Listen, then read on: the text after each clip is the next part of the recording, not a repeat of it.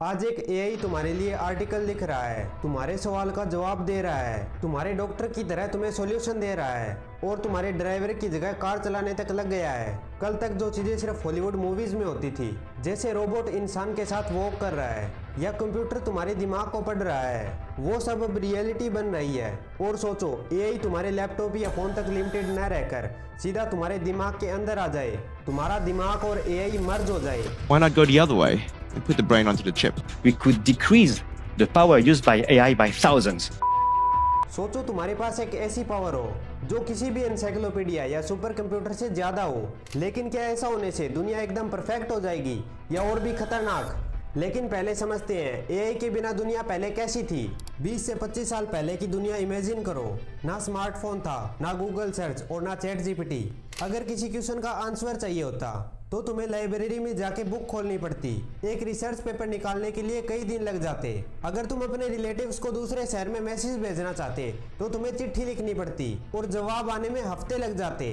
Business और life decision वो बस इंस्टीट्यूशन, एक्सपीरियंस और गट फीलिंग्स पर डिपेंड करता। डाटा का एनालिसिस करने के लिए टूल्स भी नहीं थे। फिर आया इंटरनेट और उसने इंसान की स्पीड को मल्टीप्लाई कर दिया और सर्च इंजन ने नॉलेज को एक क्लिक में एक्सेसिबल बनाया। सोशल मीडिया ने कम्युनिकेशन को इंस्टेंट कर दिया और इसी के साथ एआई का एरा शुरू हुआ।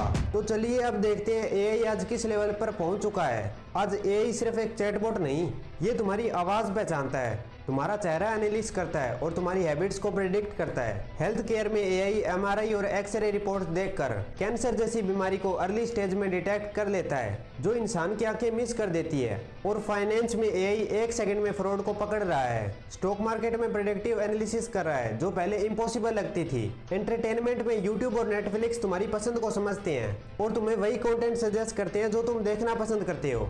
बेसिकली तुमसे पहले तुम्हारी सोच को पहचान लेता है। डिफेंस में एआई पावर ड्रोन्स और सर्विलेंस सिस्टम अपने आप डिसीजन ले रहे हैं कि कौन थ्रेट है और कौन नहीं। आज के टाइम में एआई एक सिंपल असिस्टेंट नहीं बल्कि एक डिसीजन मेकिंग पार्टनर बन गया है। लेकिन जो चीज और शॉकिंग है वो है एआई की ग्रोथ स्पीड। एक्सपर्ट कहते हैं कि सिर्फ अगले 5 साल में एआई इंडस्ट्री का मार्केट साइज $1 ट्रिलियन क्रॉस करेगा। मतलब एक ऐसा सेक्टर जो आज के पेट्रोल और गोल्ड की तरह वैल्यूएबल बनने वाला है। इंडिया में एआई स्टार्टअप हर महीने लॉन्च हो रहे हैं। गवर्नमेंट भी डिजिटल इंडिया और एआई मिशन पुश कर रही है। चाइना ने तो अपनी पूरी सर्विलेंस सिस्टम को ही एआई के हवाले कर दिया है।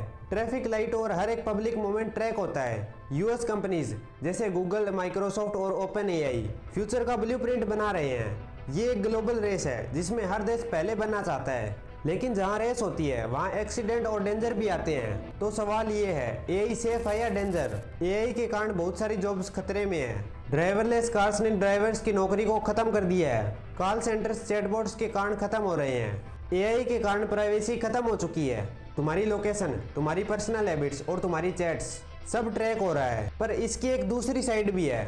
एआई बीमारियों का इलाज करने में मदद करेगा, एक्सीडेंट को कम करेगा और प्रोडक्टिविटी को 10x बढ़ा देगा। यानी एआई 2 धार वाली तलवार है। अगर कंट्रोल हमारे पास रहा तो फायदा होगा, लेकिन अगर कंट्रोल एआई के पास गया तो खतरा।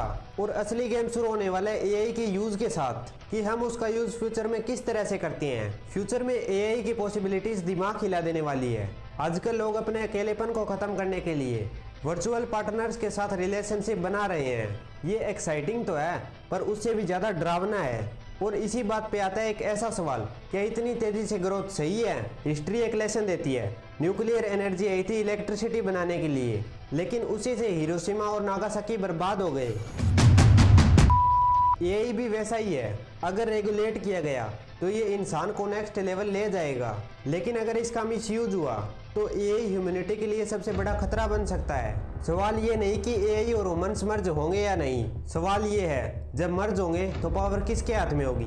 आपके, मेरे या कुछ बिलियनियर्स और गवर्नमेंट के हाथ में? तो दोस्तों अब आप बताओ, जब एआई और ह्यूमन मर्ज होंगे तो ये दुनिया स्वर्ग बनेगी या नर्क? कमेंट में अपना ओपिनियन लिखना मत भूलना और चैनल को सब्सक्राइब करो।